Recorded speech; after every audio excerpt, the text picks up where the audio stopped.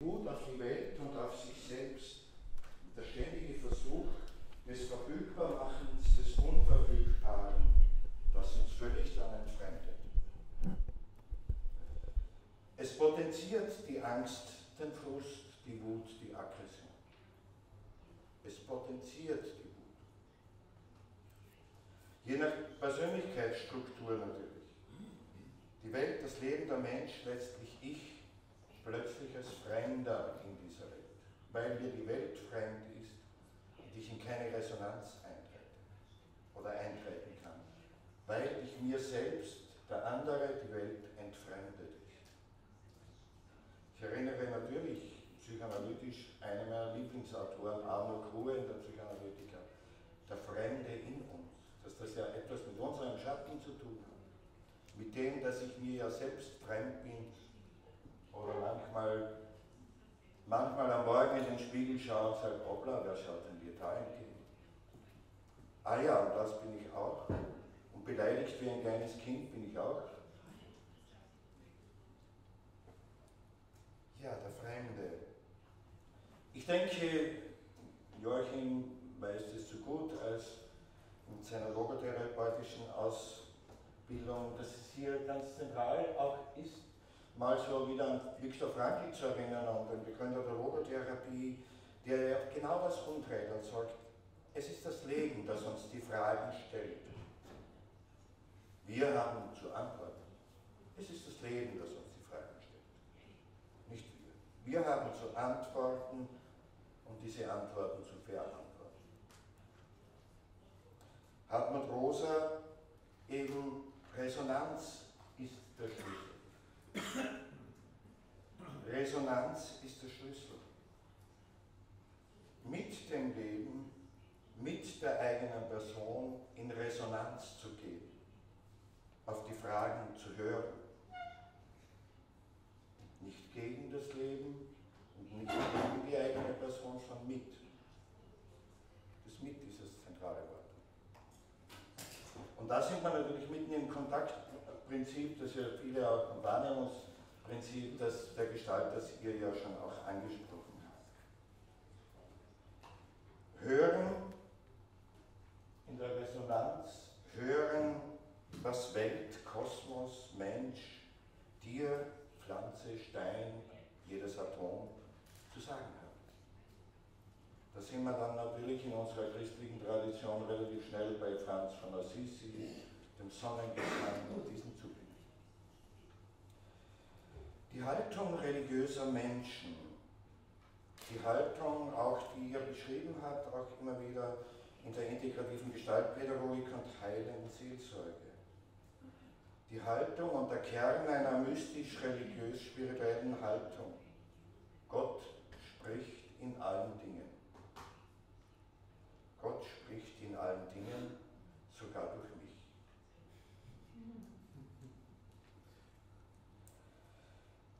Moral- und Wertvorstellungen, also die Achtung der Menschenwürde, Solidarität, Gemeinwohlprinzip, also man könnte jetzt hier die ganzen Prinzipien der katholischen Soziallehre aufzählen, Barmherzigkeit, Nächstenliebe, Schöpfungsverantwortung etc., sind die Folge dieser Resonanz. Sind die Folge dieser Resonanz. Und dieses Resonanz, in Resonanz zu gehen, wirkt dem entgegen, was wir auch politisch so stark im Augenblick erleben, diesen Spaltungs- und Entfremdungstendenzen in der Gesellschaft.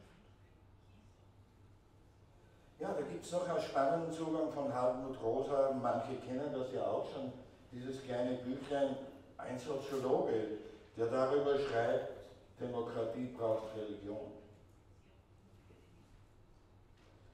Auch nicht der einzige, manches kann man bei Habermas nachlesen und so weiter. Die Demokratie lebt von Werten, die sie sich selbst nicht geben kann und so weiter. Das sind schon Motivationen, oder es wäre unsinnig, auf die Motivation der Religionen zu verzichten. Ich sage bewusst der Religionen, die ja im Kern vielleicht viel ähnlicher sind, wie man es gerne hätte oder gerne offiziell hätte. Oder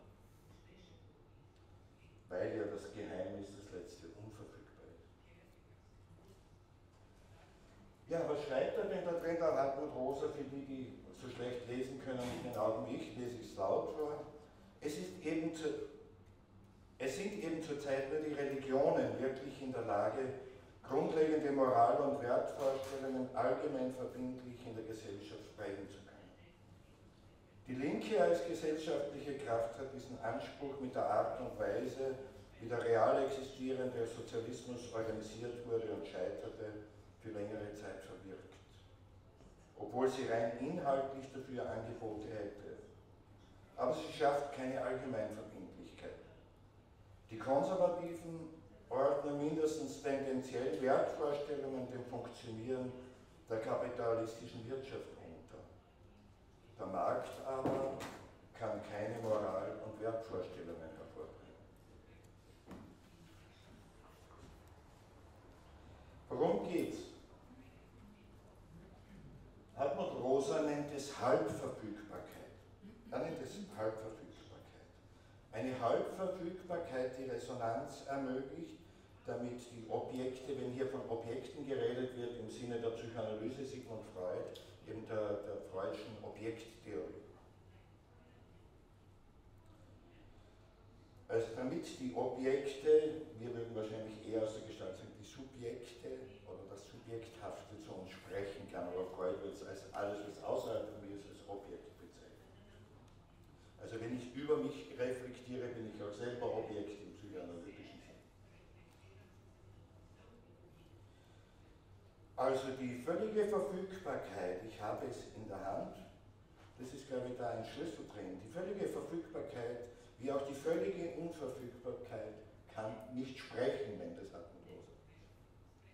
Die völlige Verfügbarkeit, ich habe es in der Hand, das Ding, was ich jetzt da in der Hand habe, dieses Gerät, spricht nicht. Das ist wurscht, ich habe es in der Hand. Es hat keine Botschaft für mich, keine wesentliche. Aber auch die völlige Unverfügbarkeit, wenn es überhaupt nicht zugänglich ist, kann nicht sprechen. Was mir völlig, also vielleicht ein spannendes Beispiel als Nicht-Techniker. Einer meiner Neffen hat eine Dissertation im technischen Bereich über diese selbstfahrenden Dinger da, halt Autos, so irgendwie diese Mechanismen, die geschrieben, und er hat auf Englisch natürlich, hat mir das bei der Feier der Dissertation dann, glaube ich, 3-mal erklärt, was er da macht eigentlich. Ich habe es auf Deutsch, ich habe es nicht verstanden. Ich kapiere es nicht. Also das völlig Unverfügbare kann zu uns nicht sprechen. Du bist ein Theologe. Das völlig Unverfügbare, da muss man aufpassen. Das ist das Spannende, glaube ich, was man dann noch einmal überlegen kann. Beides ist nicht kontakt-, beziehungs- und begegnungsfähig, weil es nicht spricht. Man könnte dann schon ein bisschen überlegen, wie ist das denn mit den unterschiedlichen Gottes-Götter-Vorstellungen auch. Ne? Sind die völlig unverfügbar oder können die sprechen, können die in Beziehung, in Kontakt treten oder nicht? Also irgendwelche völligen Schicksalsgötter ist wahrscheinlich ein bisschen schwierig. Also Resonanz, so nennt es Hartmut Rosa, Resonanz erfordert eine Unverfügbarkeit, die spricht. Es ist mehr als Kontingenz. Eine Unverfügbarkeit, die spricht. Darum habe ich bewusst hier das Bild von der Westmauer in Jerusalem, oder Klagemauer, wie sie umgangssprachlich oft genannt auch wird, hineingestellt. Hartmut Rosa nimmt auch das Beispiel vom Gebet. Also das Unverfügbare, das zu uns spricht, mit dem ich in Kontakt und Beziehung treten kann, wie im Gebet, und trotzdem bleibt es unverfügbar. Also ich kann Gott nicht zwingen, mir meine Bittgebete zu erfüllen.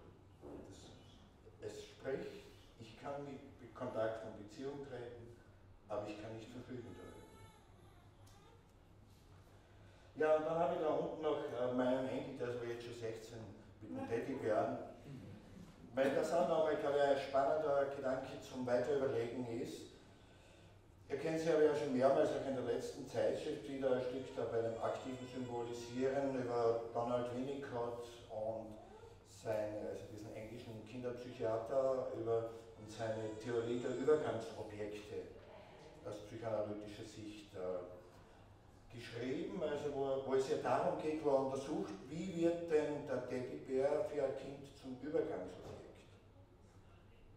Und das Spannende ist, man kann einen Teddybären, also unsere Kinder haben auch einen Haufen Puppen, Teddybären etc. gehabt, aber meine Tochter zum Beispiel, mittlerweile auch schon 44 und Schulleiterin, immer spannend, wenn man so schaut, was der Kinder trotz uns Eltern, was aus denen tatsächlich trotzdem wird. Die hatte einen Löffel. Die konnte also nicht schlafen, ohne einen Löffel in der Hand zu haben. Als Übergangsobjekt.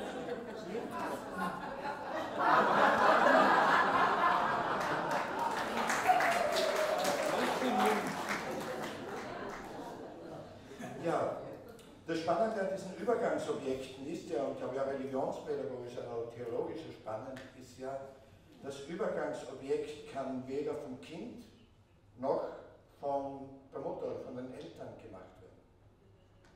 Es entsteht plötzlich. Es entsteht durch dieses Übergangsobjekt, wie es Donald Winnicott nennt, ein Raum dazwischen, ein Between.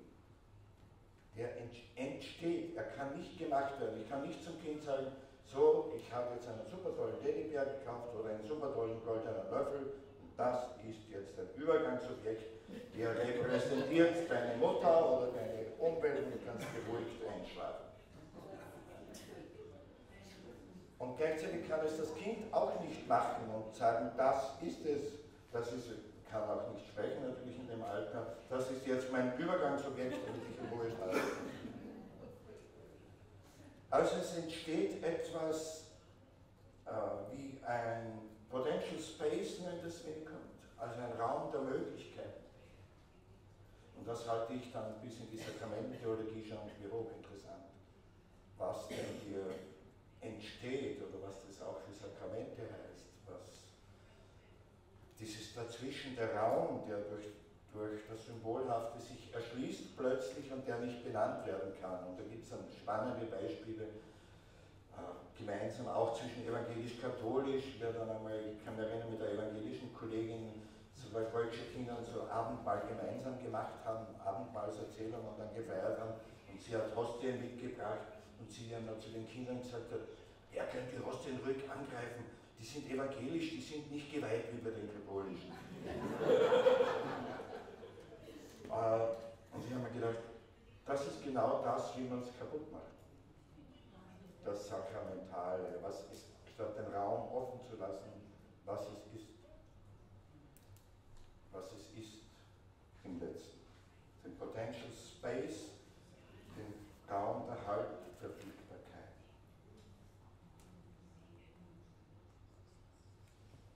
Also wie entsteht durch dieses halbverfügbare Sprechen im Sinne der Resonanz ein Raum der Möglichkeit?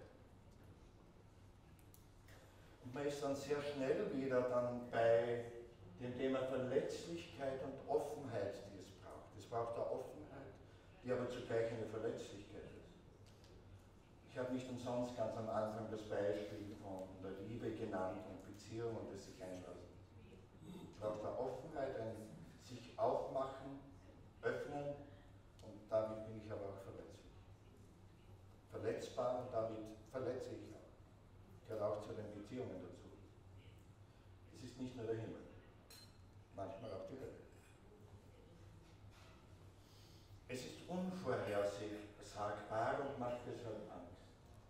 Diese Verletzlichkeit drückt sich, glaube ich, auch sehr schön in der ein bisschen alles zu klein aus dieser Ausstellung bei den Grazer Minoriten von Johannes Rauchenberg, ja wunderbar immer moderiert, von moderner Kunst, das heißt den Menschen in dieser Nackt, in dieser Hülle, ist eine Fotomontage und da geht der Faden ja vom Menschen weg und das, was neben bleibt, ist also dieses Häuflein Asche. Die Notwendigkeit der Verletzlichkeit, damit wir in der Liebe Resonanz entstehen kann. Resonanz, so bezeichnet das auch Hartmut Rosa impliziert, Verletzbarkeit und die Bereitschaft, sich verletzbar zu machen. Resonanz impliziert Verletzbarkeit und die Bereitschaft, sich verletzbar zu machen. Wäre auch noch einmal interessant, da weiter zu meditieren, was denn das dann für den Weg Jesu bis ans Kreuzwerk heißt. Resonanz bedingt Verletzbarkeit und die Bereitschaft, sich verletzbar, angreifbar zu machen, bis zum Tod. Aber auch welche Kraft drinsteckt. Ich glaube, da ist ja immer noch mal die entscheidende Frage, welche Kraft drinsteckt. Ich kann sagen, Mahatma Gandhi oder so hernehmen, wo dann der englische Premierminister Churchill damals sagt, was mache ich mit diesem herumlaufenden, halbnackten Fakir, der keine Waffen hat, sondern sagt, irgendwann werdet ihr Engländer drauf kommen, dass ihr kein Recht habt, Indien zu besetzen. Nicht mit Waffen. Er läuft da bloßfüßig im Winter, im Schneetreiben in London herum. Da ist eine wahnsinnige Kraft auch drin, in dieser Verletzbarkeit. Unverfügbarkeit, nochmal, das ist ja das Ernstnehmen die Andersheit des anderen ernst zu nehmen, weil der andere ja auch Eigensinn, einen eigenen Sinn hat, Widerspruchsgeist hat, Gott sei Dank. Gott sei Dank ist der andere anders als ich, oder wie ich es für mich gerne ausdrücke, ich halte mich ja manchmal selbst schon gar nicht aus. Es wäre schlimm, wenn es noch einen zweiten neben mir so gäbe. Wir brauchen den anderen, die Andersheit des anderen. Gerade auch, ich gehe wieder auf dieses Thema von Freundschaft, Beziehung, Liebe und so. Das ist zentral, auch die Andersheit des anderen, die man dann natürlich zunächst erschreckend erlebt, nach der Phase, der symbiotischen Phase der Verliebtheit, für alle, die also mit Eheseminaren und solche Dinge erfahren, nach dieser symbiotischen Phase kommt natürlich dieses Entdecken der Andersheit des anderen, dass der eckig und kantig ist und andere Bedürfnisse, Wünsche etc. hat als ich und vor allem nicht bereit ist, meine zu erfüllen, auch nicht dazu da ist, um meine Wünsche zu erfüllen. Ja, also Verstehen impliziert immer auch Missverstehen, Unverständnis. Das Gegenüber entzieht sich meiner Machbarkeit, Beherrschung und Berechnung, aber zugleich verlangt es im Sinne einer Selbstwirksamkeitserfahrung Erreichbarkeit. Kontakt, nicht Verfügbarkeit. Also da muss man mal überlegen, einmal Unverfügbarkeit könnte uns ja hineintreiben in das, dass wir nichts bewirken können. Dieses Phänomen oder die Notwendigkeit der Erfahrung von Selbstwirksamkeit, wie man das in der Therapie nennt, schließt ein, dass der andere erreichbar sein muss. Dass ich ihn erreichen kann. Dass ich in Kontakt, in Begegnung gehen kann. Und zugleich aber schließt es ein, dass er unverfügbar bleibt. Also Erreichbarkeit in einem, wie es der Rosa nennt, Erreichbarkeit in einem responsiven Ergebnis offenen Geschehen.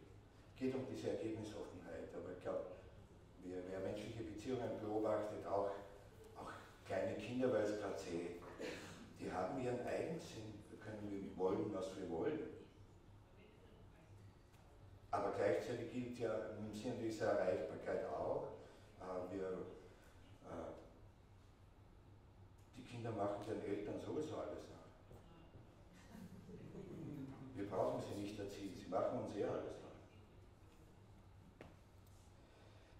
Ja, die Zukunft, jetzt ein bisschen eine ganz andere Sicht noch reinbringen, vielleicht ist es erkennbar noch.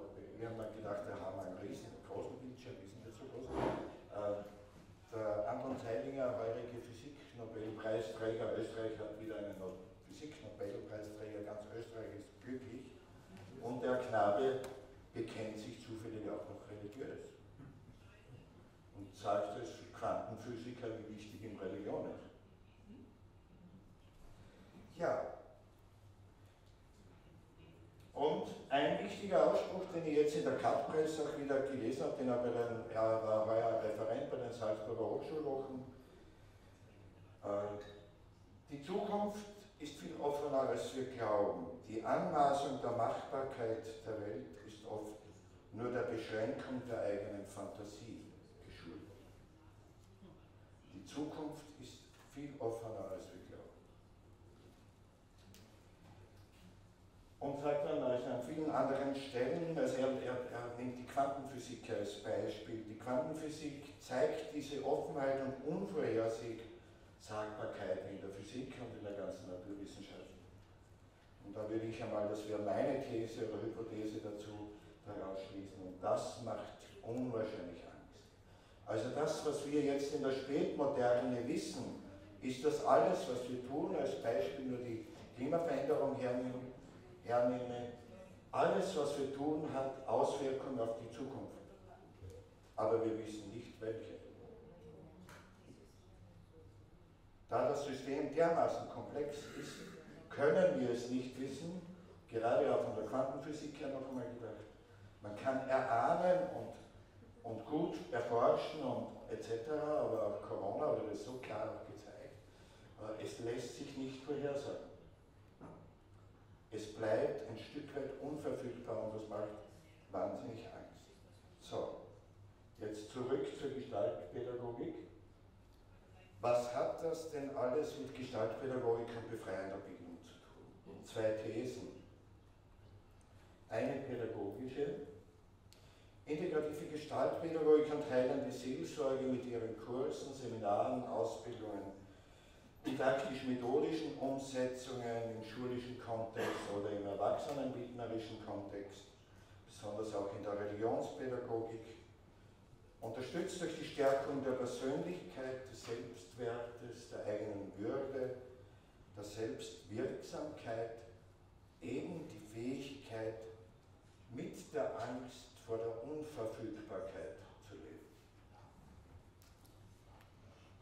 Die Unverfügbarkeit macht uns Angst. Es macht mir Angst. Ich bin 68, macht mir nichts vor. Und ich würde gern 95 werden oder 98 und irgendwann am Ende umfallen. Ich habe Albert Höfer auch in der letzten Phase sehr oft besucht oder öfters besucht und gesehen, und wir haben ja auch geblödert und gesprochen, auch wie er dann im Pflegebett gelegen ist. Natürlich, diese Unverfügbarkeit, der nahende Tod macht uns Angst. Und der ist halt mit 68 näher, oder mit Albert eben am Ende war mit 90, 91 näher, als wir mit 30. Mit 30, naja, man wird auch sterben irgendwann, ist schon klar.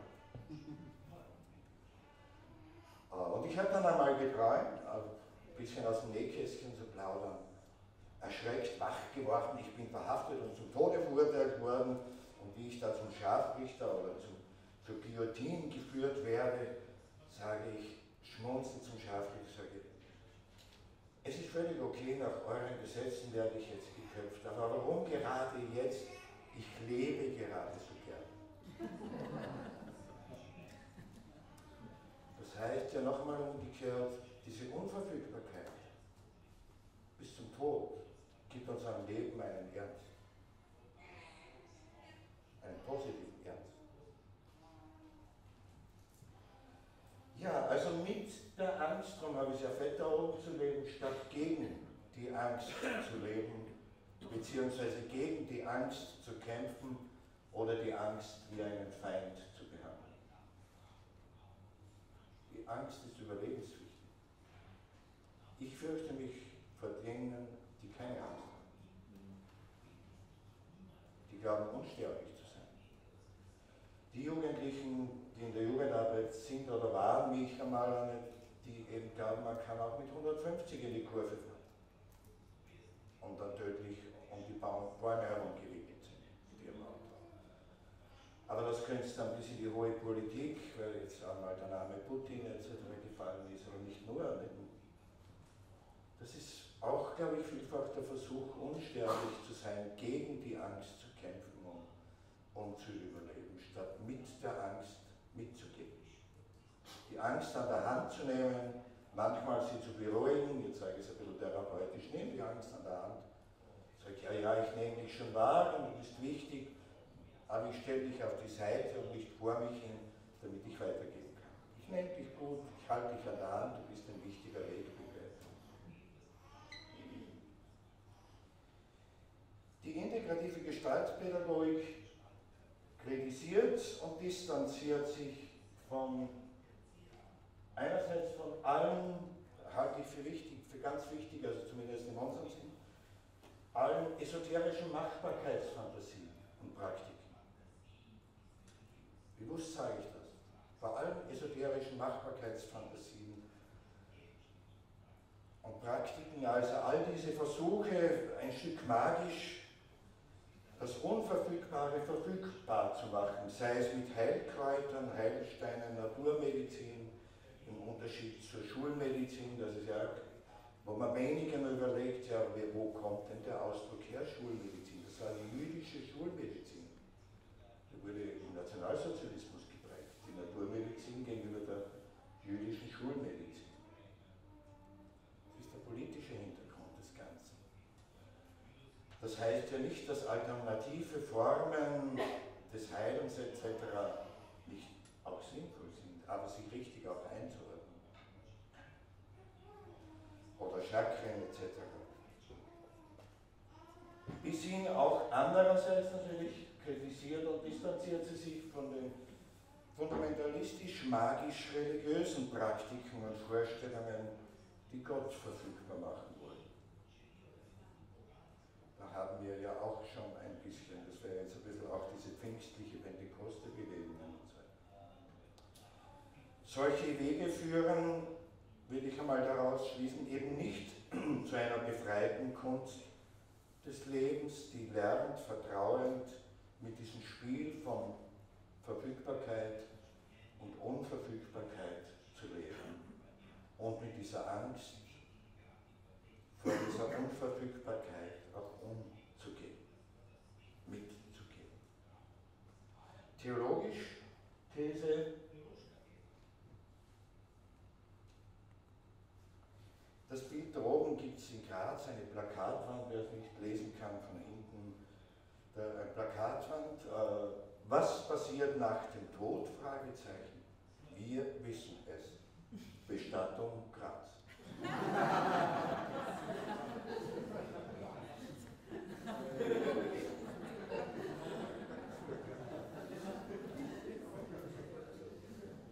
Ja, theologisch, glaube ich, ist vieles gefallen. Ich erwähne es nur nochmal. Gott bleibt unverfügbar. Gott bleibt unverfügbar. Sein Handeln oft unbegreiflich, wie es in vielen biblischen Gestalten sichtbar wird, auch in den Klagepsalmen bis zum Psalm 22 bei Jesu Tod. Gott bleibt als der ganz andere unbegreiflich, wie auch vielfach das Leben unbegreiflich bleibt. Die Mystiker nennen das Gott sein lassen um Gottes Willen. Gott sein lassen um Gottes Willen. Wir können nicht wissen, ob Beten hilft.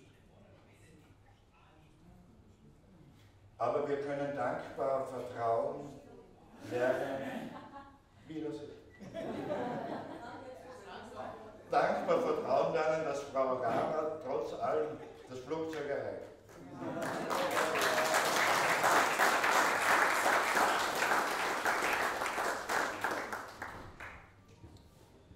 Wir können dankbar vertrauen lernen und dankbar antwortend annehmen, was kommt. Dankbar annehmen, was kommt und so unsere Selbstwirksamkeit stärken. Durch das Vertrauen stärkt sich auch die Selbstwirksamkeit. Das Merken, ich kann etwas tun, aber ich kann nicht darüber verfügen. Ich kann natürlich über die Liebe mit meiner Frau sprechen, aber ich kann sie nicht zwingen, mich zu lieben. Und ich kann auch mich nicht zwingen, sie zu lieben. Es ist unverfügbar. Wir können darüber reden und in dem Reden entsteht vielleicht wieder.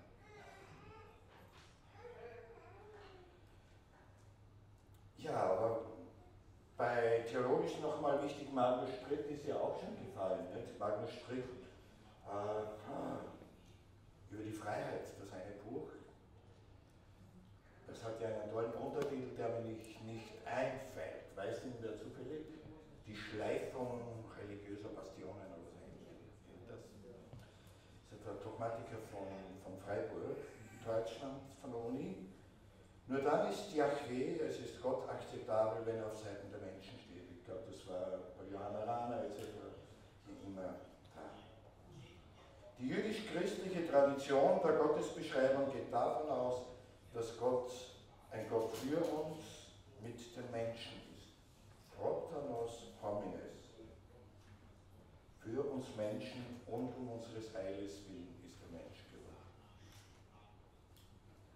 Deshalb kann man diesem Gott trauen und ihm sich anvertrauen. So wie es bei Jesus bis in seinen Tod am Kreuz sichtbar wird. Auch in den Worten, mein Gott, warum hast du mich verlassen, steckt noch dieses Vertrauen, dass ich mich an diesen unverfügbaren Gott wenden kann, in meiner ganzen Angst und Zerbrochenheit und Zerbrechlichkeit. Letztlich in dem Glauben und Wissen, Gott lässt mich nicht hängen. Gott lässt mich nicht hängen. Und doch bleibt er unverfügbar, ich kann ihn nicht sehen. Ich weiß nicht, ob er mich in Ruhe einschlafen lässt, auch wenn ich darum bete, dass ich irgendwann in Ruhe einschlafen möchte, am liebsten und nicht jahrelang. So wie jetzt mein Freund wieder einen Schlaganfall daneben liegen, nach einem Schlaganfall daneben liegen möchte. Ja. Aber ich kann darüber nicht verfügen. Aber ich kann vertrauen. Ich nenne es dann manchmal ja gerne, Chef, du weißt, was los ist und was zu tun ist. Er merkt ja, in dem Vertrauen wird es ja manchmal ganz schwierig, wie man dann diesen Gott anreden soll. Ich sage manchmal dann halt, Chef da oben, du bist der Chef da oben, also mach was Gescheites jetzt. Jetzt bist du dran, ich kann nichts tun. Ja, ein paar Hinweise, wie viel Zeit habe ich, John, ich sage schnell, vorbei? 10 Minuten. Okay, das geht gut. Das ist das Befreiende der Gestaltpädagogik in diesem Vertrauen, nicht gegen diese Unverfügbarkeit des Lebens zu kämpfen, sondern wahrzunehmen und gewahrt zu sein, wie ein Leben in dieser Unverfügbarkeit gehen kann. Befreiung, natürlich, Fülle, und das hat sie alle beschrieben, was sie erlebt hat durch die Kurse der Gestalter, wie sich euer Leben verändert hat, wie befreiend sich das ausgewirkt hat, etc. Aber es ist trotzdem ganz zentral darin zu sehen, es ist Befreiung in Fragment. Es ist fragmentarisch. Gestaltpädagogische Arbeit in Pädagogik, Pastoral und Beratung will ganzheitliche Befreiung, aber fragmentarisch. Sie ist sich dessen bewusst, dass es immer fragmentarisch ist.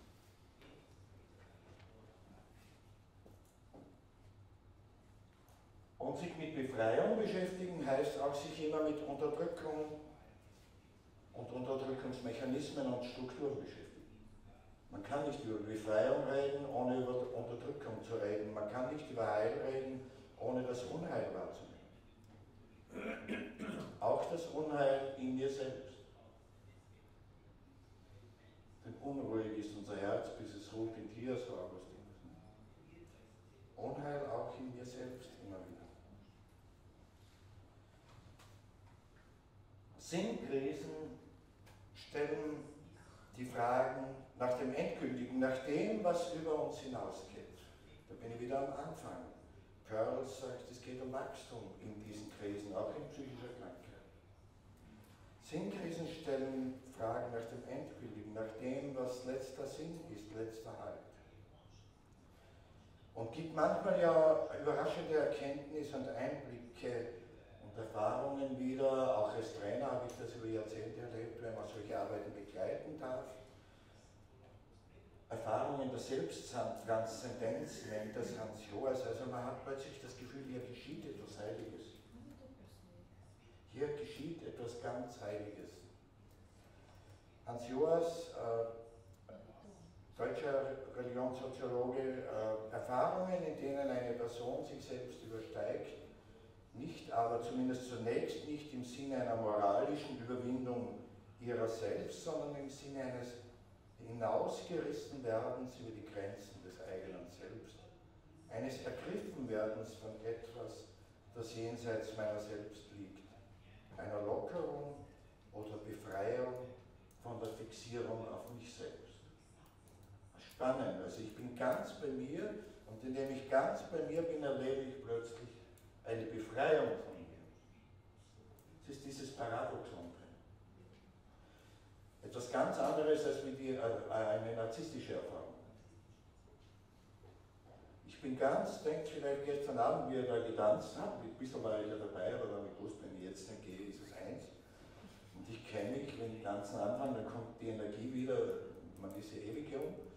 Und ich sollte ja heute klug reden. Das ist, ich bin ganz bei mir, ganz in meinem Körper, ganz in meinem Bewusstsein und gleichzeitig bin ich ganz außerhalb von mir bei den anderen und in dieser gesamten Schwingung. Und das ist eine Erfahrung von Selbsttranszendenz, wie Hans Joas das nennt. Erfahrung des Ergriffenseins oder die Möglichkeit der Erfahrung des Ergriffenseins von etwas Größerem und anderem. Und da gehört wesentlich zentral, glaube ich, von der Gestalt, von den Kursen her denkend auch nochmal dazu, all die Erfahrungen auch des eigenen Leidens, der Krisen, der Beschränkungen, der eigenen Endlichkeit, der Verletzbarkeit. Es kann, im Aufpassen, im Fragment, es kann zur religiösen Erfahrung werden, es kann zu einer Tiefe des Glaubens führen, fern aller Traditionen, wo man vielleicht irgendwann dann im Schweigen versinkt. Manchmal fragt mich ja jemand, warum ich da irgendwann am Abend spazieren gehe, weil ich spüre, ich brauche das ähnlich wie das Eintauchen ins Meer, das Eintauchen in den Sternenhimmel nochmal. Diese ganze Größe, ohne da irgendwas Gescheites zu beten oder zu denken, hineinzutauchen. Ja, der Mensch begegnet darin einer Kraft, die ihn über sich hinausweist und einen letzten Sinn gibt. Erschütterung und Vergänglichkeit, verletzbar sein. Paul Tillich, negative Erfahrungen, bezeichnet er negative Erfahrungen als Erfahrungen der Selbsttranszendenz. Nur wer die Erschütterung der Vergänglichkeit erfahren hat, die Angst, in der er seiner Endlichkeit gewahr wurde, die Drohung des Nichtseins, kann verstehen, was der Gottesgedanke meint. Nur wer die tragische Zweideutigkeit unserer geschichtlichen Existenz erfahren, den Sinn des Daseins völlig in Frage gestellt hat, kann begreifen, was das Symbol des Reiches Gottes sagen will. Aber all diese Erfahrungen der Tiefe des Lebens und der Abgründe des Lebens müssen nicht religiös gedeutet werden, aber können. Wie sagt eine völlig areligiöse Kennerin von mir, sagt sie, die in Ostdeutschland aufgewachsen ist, wo man also wirklich kein nicht christlich sein durfte, nicht einmal einen christlichen Namen haben durfte, sondern irgendwelche Kunstnamen wurden da geschaffen, Cassie, Kennedy und so weiter. Sagt, ja, sie würden das wahrscheinlich Gott bezeichnen, was ich da beschreibe. Ich sage halt Schicksal dazu, weil ich keinen besseren Namen weiß. Religiöse Menschen sehen darin vielleicht das Befreiende solcher Erfahrungen und Prozesse und erfahren darin die Präsenz Gottes und entdecken die besondere Ressource des Glaubens, wo man merkt, Gott will meine Befreiung, mein Freisein, mein Glück, trotz aller Widerfahrnisse des Lebens. Sie werden nicht weggewischt, aber trotz in allem ist das noch möglich. Ja, ich gehe jetzt die Überschriften durch, sonst werde ich von den Veranstaltern geschimpft. Das Ganze als Vision, Sie immer von Ganzheit, das Ganze, ganz werden, heil werden, die Rede. Hier ist, glaube ich, einfach wichtig, immer wenn wir von Gestalt reden, das ist ein visionärer Ausdruck. Das Ganze gibt es so nicht. Das Leben hat mehr für mich bereit, mehr mit mir vor. Also die Erfahrung der Resonanz ist immer eine Erfahrung der Unverfügbarkeit. Das Ganze, auch das ganze Heilwerden, das Ganze als befreite Person werden, bleibt meine Vision. Bleibt meine Vision. Man muss mal verstehen, warum Visionen so wichtig sind. Also da kann man bei der Neurobiologie und neurobiologisch, bei Joachim Bauer und so weiter, jede Menge lernen. Die sagen, die Visionen braucht unser Gehirn, damit wir uns orientieren können, damit wir wissen, wohin die Reise geht. Die Vision ist nicht dazu da, gelebt zu werden. Also jetzt im Sinne von, es tatsächlich immer alles zu werden, sondern die ist vor mir, die zeigt mir, wohin es geht. Und für die Kinder und Jugendlichen ist das Gleiche. Und natürlich alle religiösen heiligen Bücher, die Bibel, aber auch alle Märchen, Mythen der Völker sind voll von solchen Visionen, die die Kinder und Jugendlichen brauchen, um eine Orientierung zu bekommen. Wohin denn das Leben gehen kann und soll.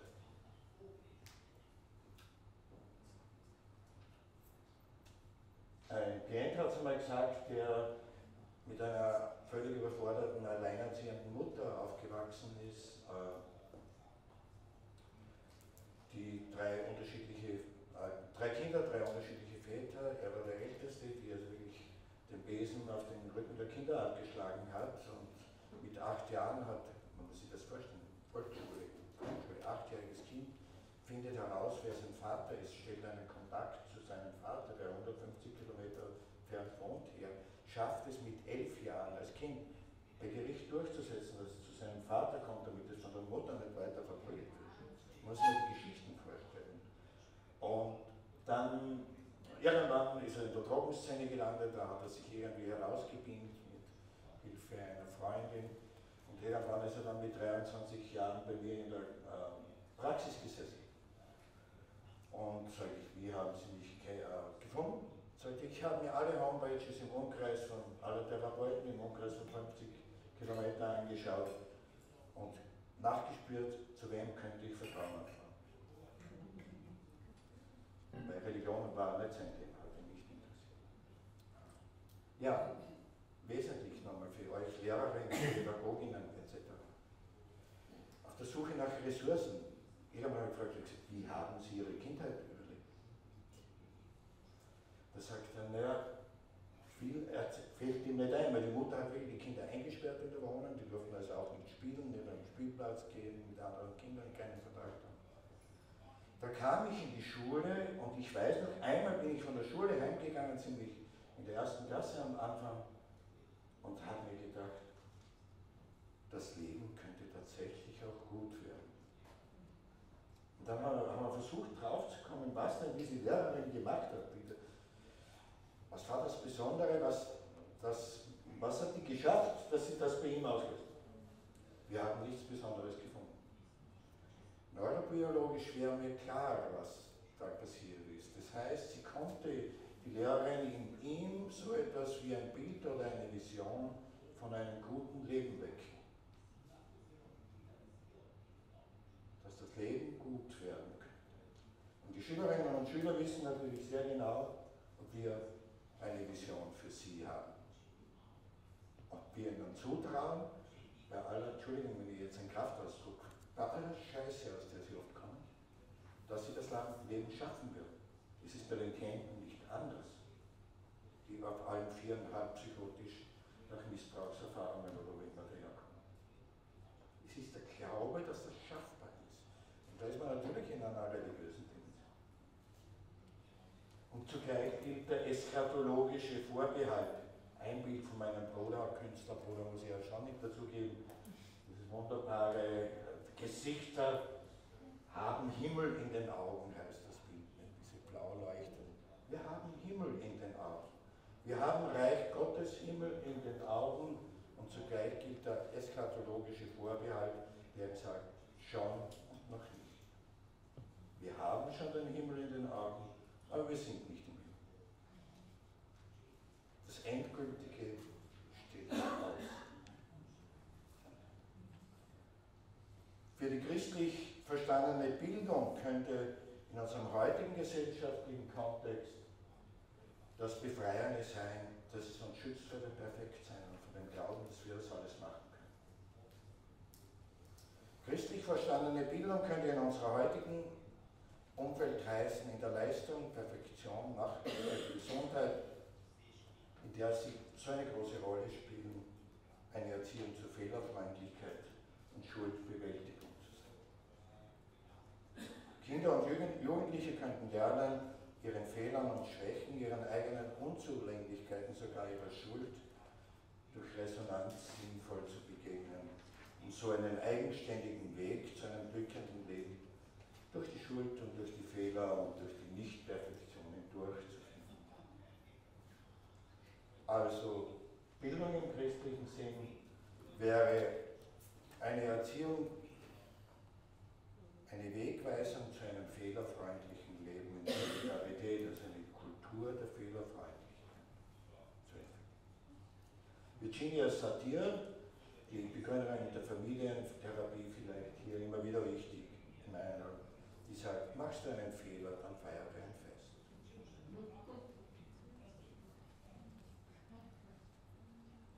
Ja, all das kann man dann ja irgendwann nachlesen, da kann man jetzt natürlich viel mehr noch sehen, Bildung noch einmal genauer anzuschauen unter gestaltpädagogischer Sicht. Also hier scheint mir nochmal wichtig, dieses Wachstum, Bruno de Röckje schreibt der Gestalttherapie oder einfach, Gestalt ist eine Lebenseinstellung, ich sage gerne, ist eine Weltanschauung, wie ich die Welt anschaue. Es ist eine Lebensanstellung, die praktische Konsequenzen hat. Es geht um dich und mich und um unsere Erfahrung hier und jetzt. Wachstum ist hier das richtigere Wort als Therapie. Wachstum, spontaner, lebendiger und glücklicher zu sein. Die Gestalt versucht, angepasste Menschen, die in ihrem Joch nicht zufrieden sind, wieder auf eigene, freie Füße zu stellen. Ich würde eher sagen, sie zu begleiten, dass sie wieder sich selbst auf eigene, freie Füße stellen. Also, es geht um den Begriff des Wachstums.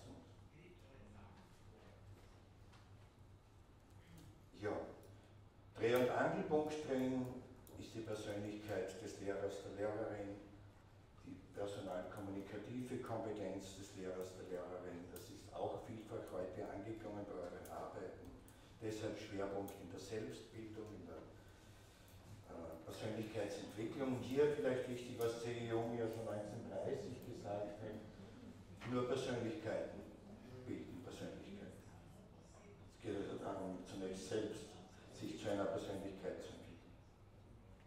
Viele Verbindungen gibt es natürlich auch in der Gestalt, ich habe sie nur am Rande erwähnt, zur Pädagogik der Unterdrückten von Paulo Freire, zum brasilianischen Befreiungspädagogen und Theologen. Da gibt es natürlich viele Verbindungen von der Gestalt, darüber habe ich auch schon mehrfach geschrieben. Ja, was noch wichtig wäre, was vor allem jetzt in neuerer Diskussion wichtig ist für uns alle, wie kommen wir zu einem gestaltpädagogischen Bildungsbegriff?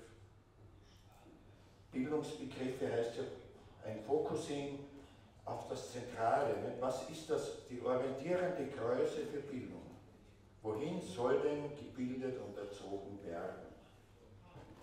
Also nach Gladke ist es ja der Bildungsbegriff, der immer umstritten, aber immer diskutiert werden muss, eine übergreifende pädagogische Zielkategorie, die uns darauf verweist, dass es zentrierende, übergeordnete Orientierungs- und Beurteilungskriterien für alle pädagogischen Einzelmaßnahmen geben muss. Sonst verfällt man in Aktionismus, das ist für Gestalt das Gleiche. Da machen wir halt super tolle 100.000 unterschiedliche Gestaltmethoden und wissen aber eigentlich nicht mehr, wozu wir das machen, was wir denn eigentlich damit wollen.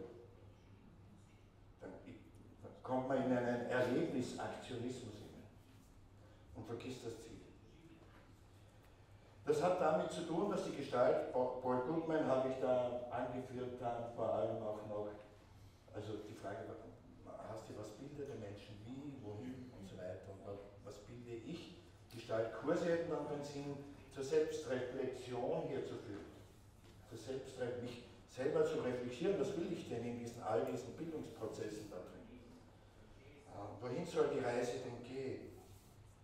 Warum es keinen gibt, eine Erklärung, glaube ich, ist, warum sie Gestalt keinen Bildungsbegriff kennt.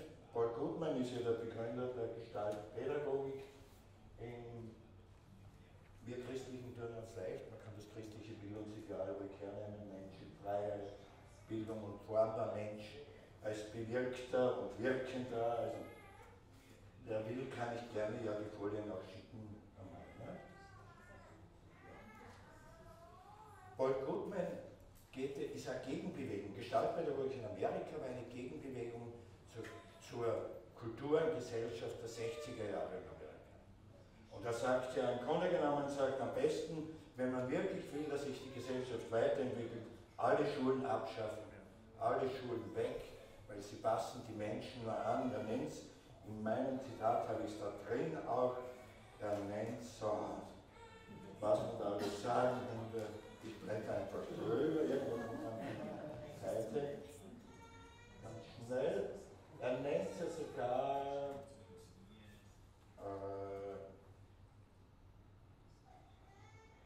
das sichtbare Problem, das zunächst sichtbare Problem ist, das Pflichtschulsystem, genau wie unsere Wirtschaftspolitik, unser Lebensstandard, ein Sackgassenunternehmen geworden ist. Dieses Pflichtschulsystem ist nicht länger dazu bestimmt, das Maximum der Entwicklung praktischer Nützlichkeit zu sichern, sondern fordert unangebrachte Technokratie, äußerliche Ziele, jämmerlich kurzfristig.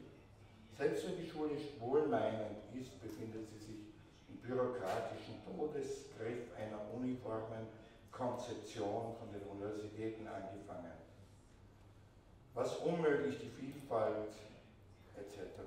entspricht. Für mindestens 12 Jahre werden die Kinder, sagt er, in eine Art Käfig gesperrt.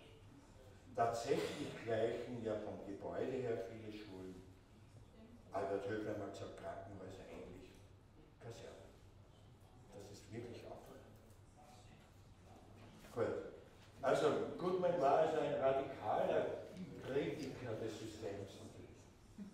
Und das hat die Gestaltpädagogik übernommen. Aber auch die Religionspädagogik, wenn man Nipkow anschaut, wie die Religionspädagogen unter euch, dass sich sehr viel mit dem Bildungsbegriff auseinandergesetzt hat. Der spricht ja auch davon, Bildung wollte Entfremdung überwinden, ist jedoch als institutionalisierte, verschulte Bildung selbst zur entfremdeten Bildung und damit zur Mitursache von Entfremdung des Menschen geworden. Ich denke, da hinein gehört auch in meiner Sicht der Pädagogik und Bildung die ganze Frage der Kompetenzdiskussion, die ganze Frage der Überprüfbarkeit. Ist das die ganze Bildung, was hier die Diskussion bringt, also was Peirce und so weiter, diese europäischen Studien und Vergleichsstudien, ist das Bildung? Ist das der gebildete Mensch am Ende der Schule? Ich glaube, da hat die Gestaltpädagogik hat da sehr viel zu sagen. Und als letztes vielleicht, so schnell ich kann, Höfer hat natürlich Reform der Schule immer theologisch gedeutet, war das ein theologisches Anliegen. Die Kinder wollen Beziehung, Kontakt etc. Die Bedürfnisse, sie suchen jemanden, der mit ihnen lacht, mit ihnen weint, das sollte schon angekommen sein. Ja, damit hätte ich gern geschlossen. C.G. Jung, wer erziehen will, sei selber erzogen. Ich glaube, das ist auch ein Anliegen der Gestaltpädagogik. Alles, und damit schließe ich dann, alles, was wir an den Kindern ändern wollen, sollen wir zunächst mal aufmerksam prüfen, ob es nicht etwas sei, was besser an uns zu ändern wäre. So zum Beispiel der pädagogische Enthusiasmus. Vielleicht wäre er auf uns gemünzt, vielleicht verkennen wir das pädagogische Bedürfnis, weil es uns unbequemerweise daran erinnern würde, dass wir selber noch irgendwie Kinder sind und der Erziehung im hohen Maße bedürfen. Ich möchte C.G. Jung noch hinzufügen, aber dass wir zum Glück auch Kinder sind, denn das Kind in mir kann auch das Kind vor mir verstehen. Und das Kind in mir kann auch mit dem Kind vor mir kommunizieren.